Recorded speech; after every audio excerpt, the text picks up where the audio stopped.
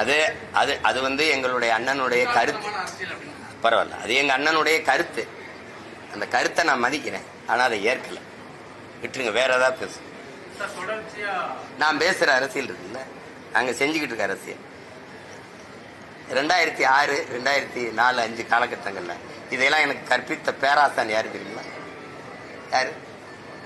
இப்ப கைகட்டிருக்கல, இதே மாதிரி எங்க அண்ணன் அங்கே பேசிட்டு இருக்கும்போது முன்னாடி உட்கார்ந்து இருந்த பையன் தான் நான். புரியுதா? அதனால அதை விட்டுறணும், அந்த இடத்துக்கு போகக்கூடாது. எனக்கு வந்து நான் எதிரியை கருவில் இருக்கும்போதே குறிச்சிட்டேன், இவனை தான் நான் ஒழிக்கணும்ட்டு. அப்புறம் இது உங்க அண்ணன் இப்படி பேசுறாரு, அவர் பேசுறாரு, அது எங்க அண்ணன் கருத்து. சரி, அவ்வளவுதான், விட்டு போயிடணும். வேற ஏதாவது கேளுங்க.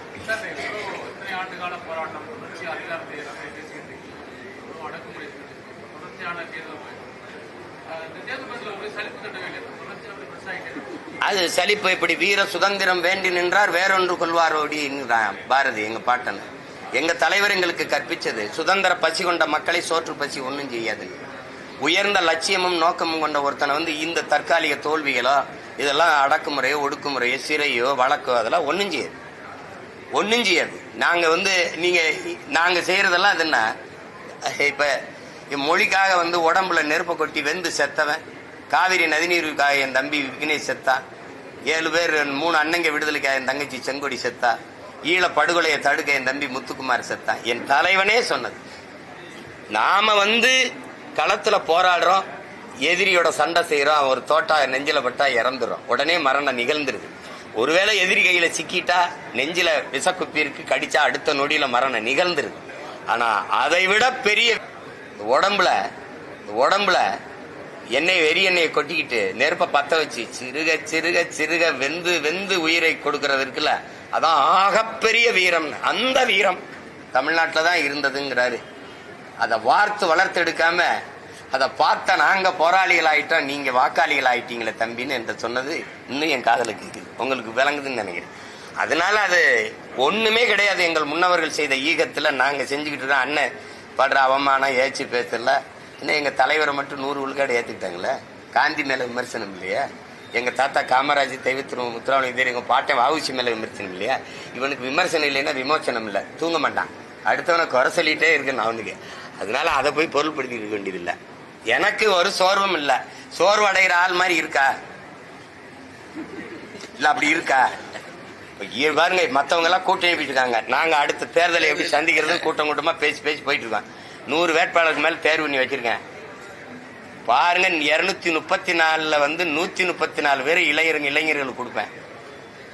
இவன்லாம் ஒரு வேட்பாளரான்னு ஒளி வாங்கி நீட்னான்னு வச்சுக்க, கொண்டே வருவான் அவனே. அவ்வளவு பெரிய ஆளுகளா வச்சிருக்கேன். பெரிய சும்மா அதெல்லாம்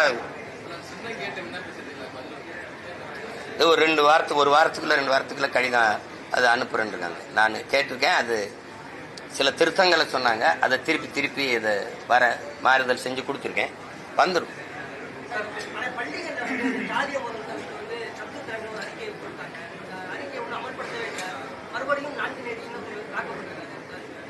அதுதான் இது வந்து ஒரு குறிப்பிட்ட ஒரு இதை வந்து குறை சொல்லி சரியில்லை தம்பி. காரணம், அந்த காரணத்தை கண்டுபிடிச்சு அதை களைவதுதான் நிரந்தர தீர்வா இருக்க முடியுமே ஒழிய, ஒரு தவறு செய்யறவரை தண்டிச்சுட்டு போனா அந்த தவறுக்கான காரணம் அப்படியே இருக்கும்போது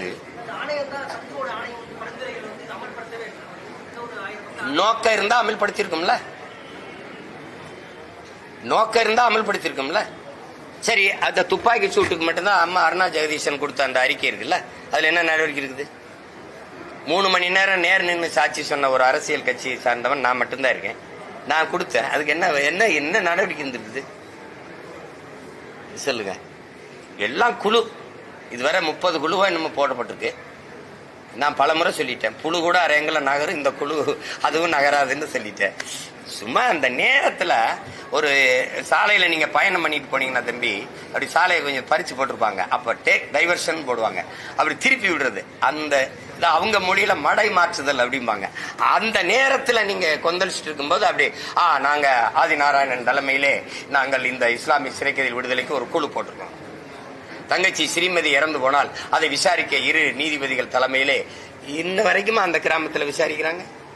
ஒரு கிராமத்துல ஸ்ரீமதிக்கு சொல்லுங்க, சிபிசிஐடி இன்ன வரைக்குமா விசாரிக்குது தம்பி?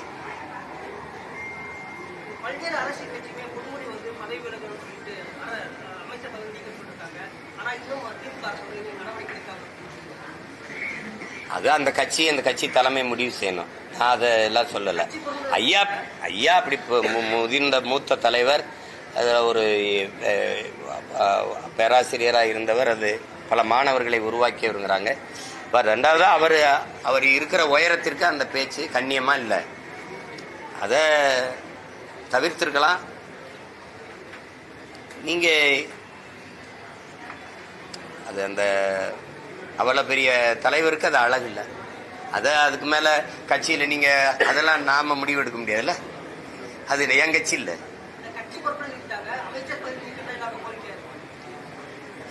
நீக்குனா நீங்க ஆறுதல் அடைஞ்சிருவீங்கன்னு நினைக்கிறேன் இல்லையா?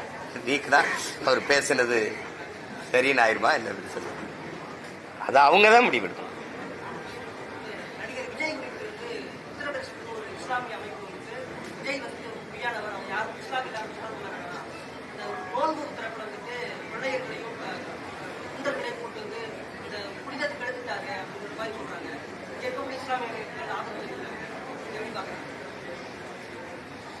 அவ்வளவு தூரம் போகணுமா?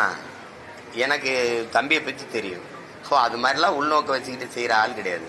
ஒரு யதார்த்தமான ஆள். அது தொழுகைக்கு அது நீங்க இப்தார் விருந்துல கலந்துக்கிறீங்க நோன்பு திறப்புல அப்படின்னா அது கூப்பிட்டுருப்பாங்க, போயிருப்பாங்க. அதுல போய் இவ்வளவு தூரம் பீகார்ல இருந்து, பஞ்சாப்ல இருந்து, பாகிஸ்தான்ல இருந்துலாம் வந்துட்டு அறிக்கை விட்டுட்டு இருக்காங்கல்ல, அதெல்லாம் ரொம்ப வேடிக்கையா இருக்கு. அது விஜயை பத்தி உங்களுக்கு தெரியாதா? சொல்லுங்க, தெரியுமா தெரியாதா? ஏன்னா இதெல்லாம் இது சும்மா ஏதோ சொல்லணும் பேசணுங்கிறதுக்காக பேசுறதுக்கெல்லாம் நம்ம பதில் பேசிட்டு இருக்க வேண்டியதில்லை. எனக்கு தனிப்பட்ட முறையில் தம்பியை தெரியும். அதெல்லாம் சும்மா பேசுவாங்க. அவங்களுக்கு ஏதோ பேசணும், ஒரு கவனத்தை தன் பக்கம் இழுக்கணுங்கிறதுக்காக பேசுறது தான் இதெல்லாம். இப்படிலாம் பேசுனீங்கன்னா அடுத்த தடவை இப்தார் வந்து கூப்பிட்டா வருவார் அவரு? சொல்லுங்க. இல்லைன்னா என்னை மாதிரி இருந்துடணும். எனக்கு நிறைய சொந்தக்காரங்க இருக்காங்க. எனக்கு பூரா சொந்தம் பூரா இஸ்லாத்துல. மச்சான் அப்படின்னு அனுப்பிடுங்க, மச்சா சித்தப்பா அப்படி அனுப்பிடுங்க, நான் வீட்டில் குடிச்சுக்கிறேன். அங்கே போய் இந்த ஒரு நாள் இஸ்லாமிய வேஷம் போட்டு கஞ்சியை குடிச்சிட்டு தொப்பியை மாட்டிட்டு வந்து அந்த நாடகம் எத்தனை நாளைக்கு நடத்துவீங்க? நான் என் மக்களினுடைய அவங்களுக்கு உறவானவன், உரிமைக்கு நிற்கிற உரிமைக்கானவன், அவங்களுக்கு அவங்க உணர்வுக்கானவன், உயிரானவன், அவ்வளவுதான். அந்த உணவுக்கானவன் இல்லை. உணவை கொடுத்தா சாப்பிடுவேன். அது சும்மா போட்டு அந்த நேரத்தில் இந்த வாக்குன்னு ஒண்ணு இல்லைன்னா நீ மதிச்சு போய் இப்தார் விருந்துல குறிப்பிய. அது நெத்தியில திருநீரோட தொப்பிய போட்ட ஆளுகள்லாம் இருக்கு, பார்த்திருக்கீங்களா?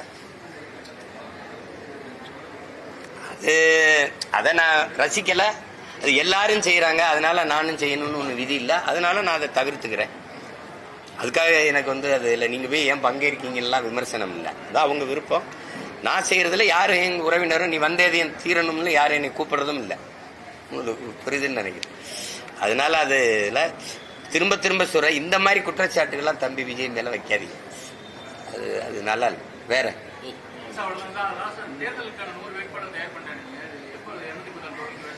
இல்ல, இப்ப நீங்க தம்பி கேட்ட மாதிரி சின்னத்துக்காக தான் காத்திருக்கேன். இப்ப சில இடங்கள்ல சொல்லி வேலை நடந்துகிட்டு இருக்கு. இப்ப தென்காசி, இப்ப வாசவநல்லூர் இதெல்லாம் அறிவிச்சிருக்கேன் நிறைய இடங்கள்ல. தூத்துக்குடி, அப்ப கன்னியாகுமரியில நான் 6 வேட்பாளரும் போட்டோம். அப்ப இங்க கீழ்வேலூர்ல என் தங்கச்சி எங்க கார்த்திகா போட்டிடுறா. ஒன்னா தேர்வு பண்ணிட்டு வர்றேன். இப்ப எல்லாம் வச்சிருக்கேன். அப்புறம் மொத்தமா சொல்லிட்டா உங்களுக்கு ஒரு இது இருக்காது இல்லையா? அண்ணன் அதான் அமெரிக்கால போலாமா ஆஸ்திரேலியா போலாம்?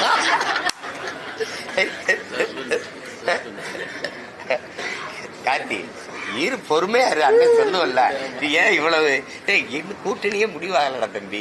அதுக்குள்ள நீ எங்க நிக்கிற பிறகு கொஞ்சம் இரு, கடைசியா சொல்றேன். உனக்கே தெரிஞ்சிரு அண்ணன் இந்த தொகுதியில தான் எல்லாத்தையும் அறிவிச்சுட்டாரு. அப்ப இங்கதான் போட போறாரு போல இருக்குன்னு நீயே கண்டுபிடிச்சிருவேன். கொஞ்சம் பொறு. வேற அவ்வளவுதான். மிக்க நன்றி, மகிழ்ச்சி.